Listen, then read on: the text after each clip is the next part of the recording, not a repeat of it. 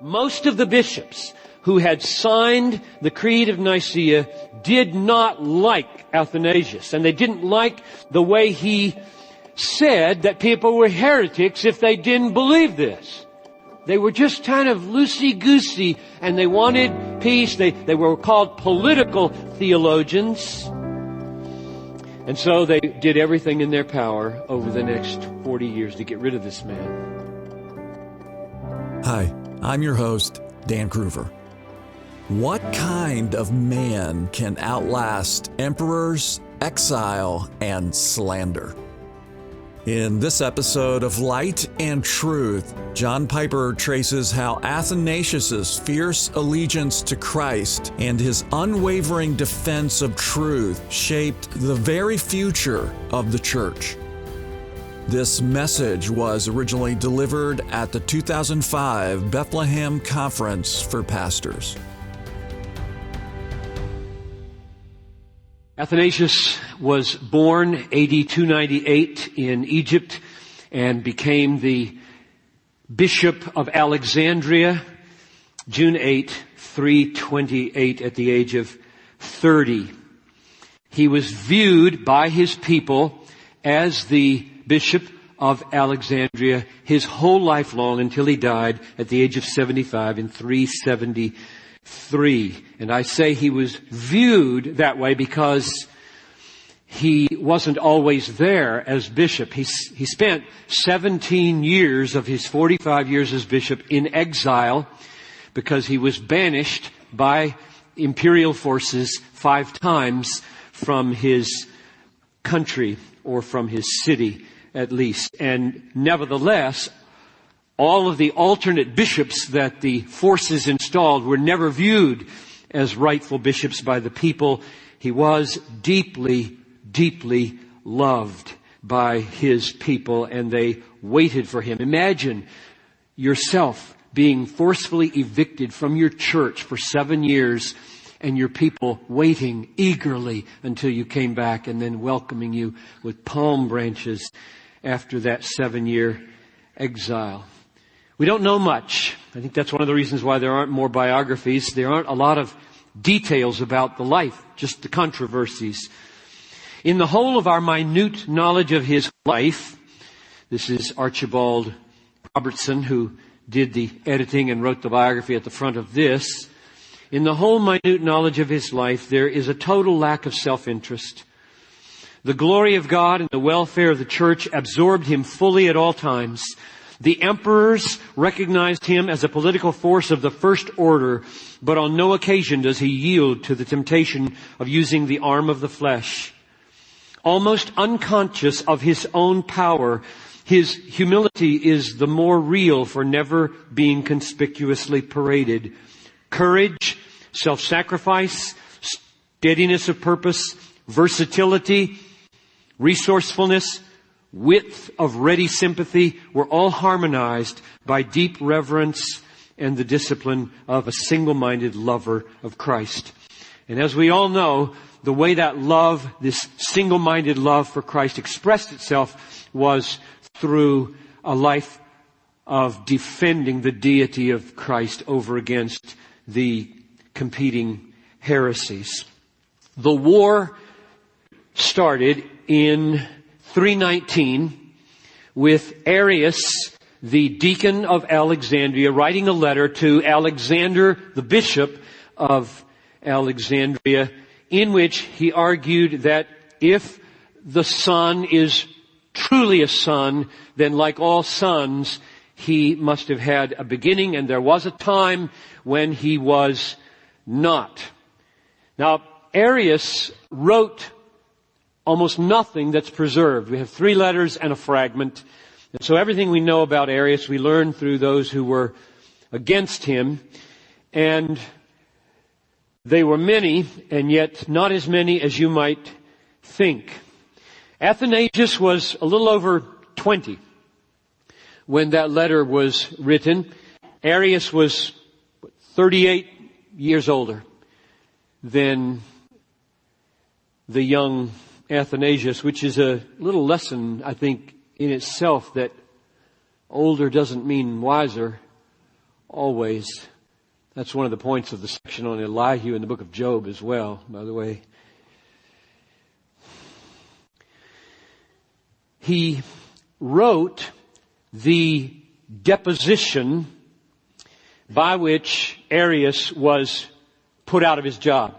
And that was the role that Athanasius fulfilled the rest of his life. He was a writer in defense of orthodoxy for the next 45 plus years. 321, a synod was held in Alexandria, and Arius was removed from his diaconate and declared to be a heretic by the bishops in the area of Alexandria and Egypt.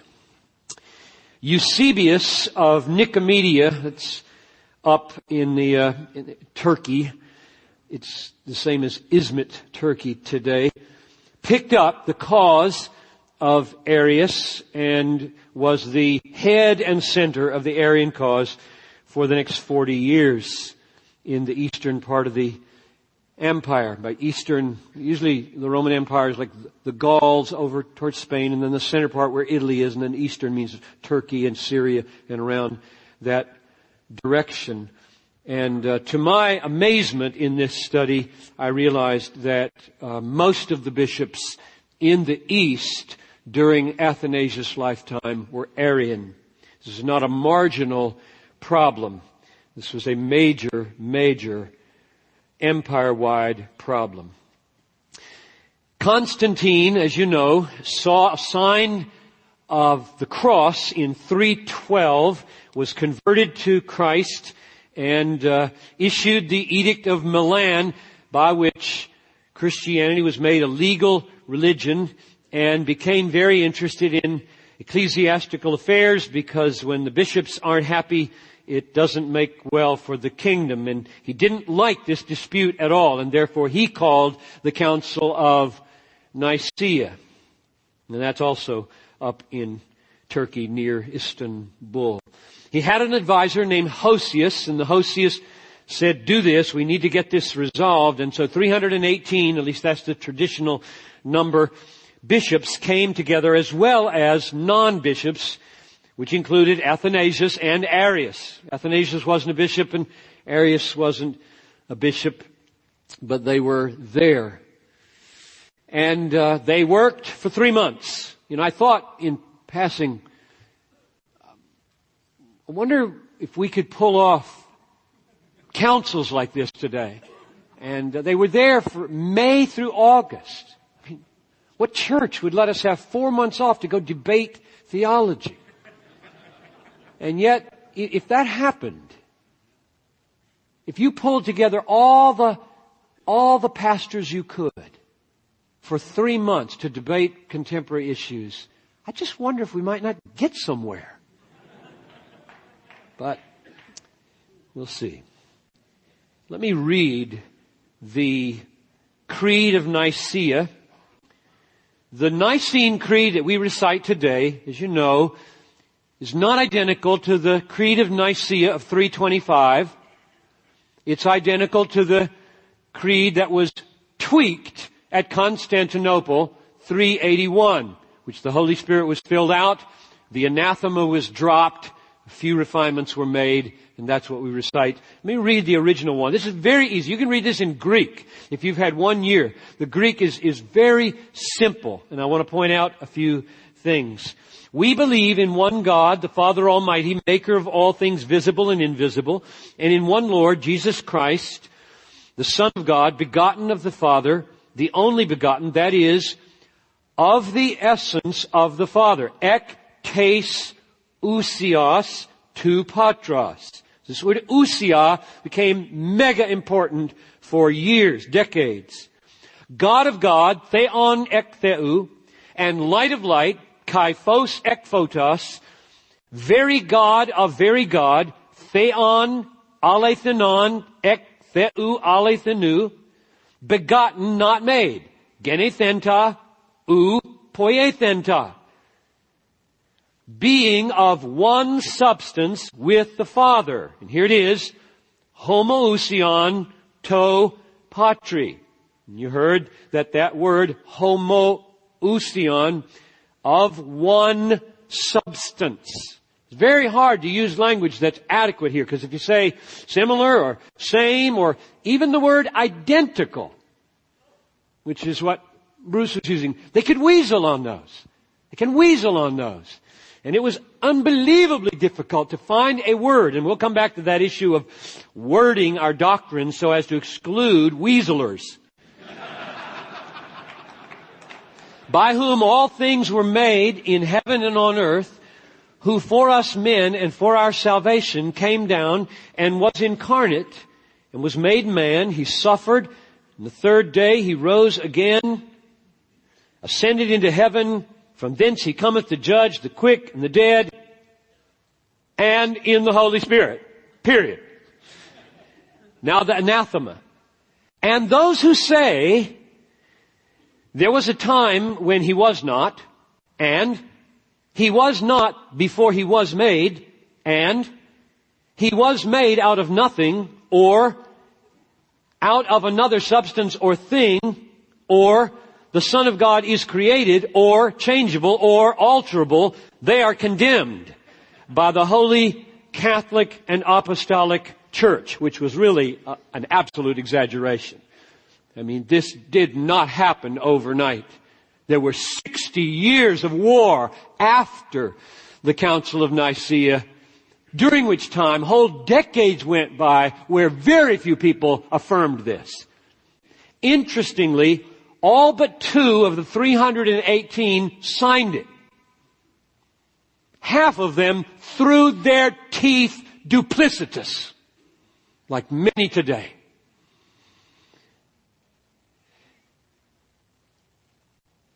Athanasius was mentored by Alexander, the Bishop of Alexandria. He was there. He didn't formulate it. He inherited it. He loved it. It was in his blood. He spent all of his life defending Nicaea. And then his bishop died, and he was in 328 now made Bishop of Alexandria. And under his influence, Arianism in that vicinity died away in a hurry, but not in the empire by a long shot. Most of the bishops who had signed the Creed of Nicaea did not like Athanasius, and they didn't like the way he said that people were heretics if they didn't believe this.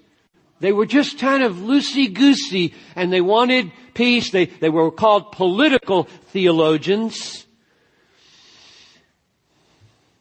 And so they did everything in their power over the next 40 years to get rid of this man. And there was political intrigue all along the way. Let's begin and watch it happen. First, they accuse him of levying illegal taxes. Then they accuse him of being ordained too young. And then they accuse him of using magic. And then they accuse him of subsidizing treasonable persons. And finally, Constantine is so worried about all these accusations, he brings him to Rome, puts him on trial. He's acquitted. And then the real intrigue begins. I'll give you just one story because it's the most remarkable. To get rid of Athanasius, the bishops, including Eusebius, far away, conspire to get Arsenius, a bishop in Hypsili, which is up the Nile River to the south, to disappear and hide in a monastery up in the desert. And then they claimed that Athanasius had him killed, cut off his hand, and was using it for magic. Well, Constantine didn't know what to make of this, and so he called a council in Tyre, and the bishops gathered and they summoned Athanasius to account. Well, Athanasius had a lot of friends in Egypt, and he sent one of his deacons on one of these search and find missions, and they found Arsenius. And so they smuggled him off to Tyre and kept him in secret while the trial was going on. And at the right moment, Athanasius asked, Did you know Arsenius personally? Yes, the bishops say. And so they ushered Arsenius in with a big cloak on. And the bishops demanded, holding up the human hand, how did he lose his hand? Why did you cut off his hand? At which time they took off one hand's cloak and he held that up, and another one and held that up. At which time Athanasius asked, and whence did they cut off the third hand? And believe it or not, this is the kind of people you're dealing with, he was condemned. And escaped in a boat with 4 other bishops and headed for Constantinople to make his case, if he could, with the emperor. And the emperor did not find sympathy with him because they trumped up another charge, namely that he tried to starve the king's capital by not letting wheat shipments leave Alexandria, and he was banished to Treveri, which is Trier, near Luxembourg. And he was there starting 336 A.D. Constantine died the next year, and the empire was divided between Constantius, his son, Constans, and Constantine II. He had 3 sons. They divided up Gaul, Italy, and the East into those pieces. And 2 of those emperors were happy with Athanasius, and one of them wasn't. He was returned to his see because they persuaded the emperor on his side to let him come back. But 2 years later, Eusebius, who's running the Arian cause, persuaded Constantius to get rid of Athanasius. So he snatched the ecclesiastical power, sent another bishop named Gregory to take over in Alexandria, put in his own secular governor there, Constantius did, and by force drove Athanasius out into his second exile. This was the longest time away, about 7 years away, from 339 to 346. And during that time there was a council of Sardica held by the other 2 emperors who appreciated Athanasius in order to declare him vindicated. And after several years, Constans threatened war on his brother Constantius if he didn't reinstate Athanasius in his bishopric. And so Constantius relented and he was back. And now he had 10 years of peace, basically. And in those 10 years, poured his life out, loving his people and defending the cause of truth in Alexandria. Then Constans was murdered in 350 A.D., and that freed Constantius to go back to what he really believed and oppose Nicene theology and oppose Athanasius. And so he drove him out again, and this time it was very bloody. Let me read the account of the way they moved in on Alexandria and this bishop. On Thursday night, February 8, 356, Athanasius was presiding at a crowded service of preparation for a communion on the following morning in the church of Theonis, the largest in the city. Suddenly, the church was surrounded and the doors broken in, and just after midnight, Syrianus entered with an infinite force of soldiers. Athanasius calmly took his seat upon the throne in the recess of the apse and ordered the deacon to begin the 136th Psalm, the people responding at each verse, "For his mercy endureth forever." Meanwhile, the soldiers crowded up to the chancel, and in spite of entreaties, the bishop refused to escape until the congregation were in safety. He ordered the prayers to proceed, and only at the last moment, a crowd of monks and clergy seized the archbishop and managed to convey him in the confusion out of the church in a half-fainting state, but thankful that he had been able to secure the escape of his people before his own. From that moment, Athanasius was lost to public view for 6 years and 14 days. And just a few months later, the bloodletting was huge as they came in with vengeance to try to find Athanasius and to put to death and imprison those who had followed him.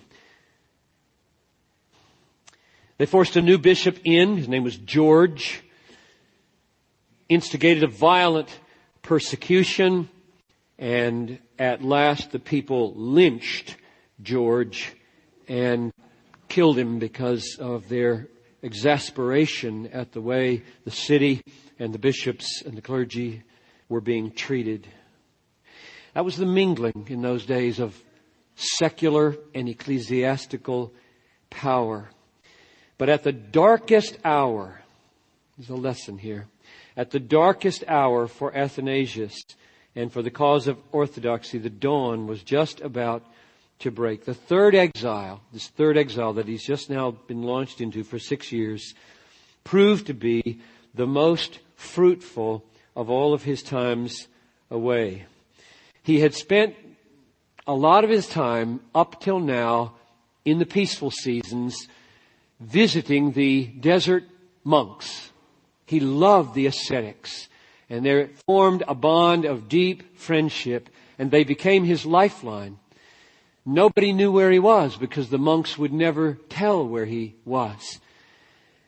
And that was absolutely crucial, and therefore, for these years, he wrote all of his major works, and half of everything in this volume was written during these 6 years in exile. The Arian history, tracts against Arians, To Serapion, on the councils of Arian, the life of Anthony, and so on. To me, it is one of the great ironies of history that the triumph over Arianism would happen largely through the ministry of a fugitive living and writing inches from his own death.